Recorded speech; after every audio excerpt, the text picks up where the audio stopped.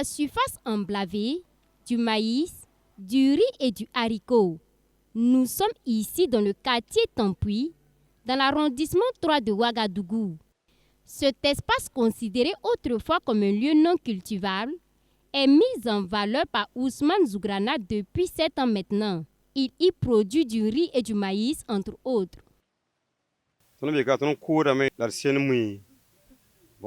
Je produis des céréales comme le maïs, le riz, le haricot, entre autres. Ici, il y a de cela 7 ans. Avant, c'était un gros trou et personne ne l'exploitait. Nous sommes venus aménager et commencer à cultiver. Nous avons creusé des puits à l'intérieur afin de faciliter notre travail. Vraiment, je ne peux que rendre grâce à Dieu, car depuis que j'excelle dans cette activité, j'arrive à faire de bonnes affaires. Et je fais toujours de bonnes récoltes. À l'instar de Ousmane Zougrana, ils sont nombreux ces producteurs qui s'adonnent à la production des céréales ici sur ce site. Moi, je cultive le riz, le maïs et le haricot. En un mot, je cultive tout ce qui est culture céréalière ici. Malgré le démarrage tardif des pluies, ces producteurs nourrissent l'espoir de réussir cette campagne agricole. Ces feuillages verdoyants donnent du boom au cœur de ces producteurs agricoles qui espèrent avoir de bons rendements cette année. C'est vrai que cette année, on note un démarrage tardif des pluies. Mais moi, je ne peux que me réjouir. Voyez vous-même, mes cultures ont donné. L'avantage aussi pour nous, c'est que pendant la saison hivernale, il y a de l'eau ici. Je fonde l'espoir, en tout cas, d'avoir de bons rendements. Sur ce site, la technique de l'agroforesterie est aussi développée. Ici, les cultures cohabitent avec les arbres.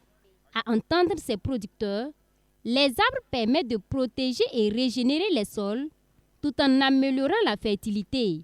Ils produisent des microclimats favorisant les rendements et sont également une réponse contre les effets du changement climatique. On retrouve donc plusieurs types d'arbres qui ont été tous plantés par ces producteurs.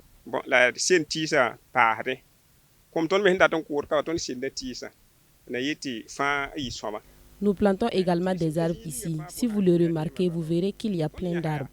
Non seulement ces arbres nous donnent de l'ombre, des fruits, mais ils participent également à restaurer nos sols. On entend les spécialistes environnementaux et ceux qui s'y connaissent en agriculture parler de l'importance et des avantages de l'agroforesterie. C'est ce qui nous a motivés aussi à pratiquer cette technique au regard de ses nombreux avantages. Nous avons planté des arbres fruitiers comme le manguier, le goyavier, entre autres. Et depuis que nous mettons en pratique cette technique, nous avons remarqué qu'elle participe à restaurer nos sols, ce qui permet d'accroître nos rendements. J'invite vraiment tout producteur à faire l'expérience de cette technique agricole.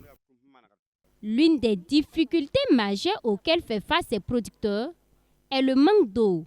Ces producteurs lancent une invite aux personnes de bonne volonté à leur venir en aide avec des forages. Nous sommes confrontés au manque d'eau ici.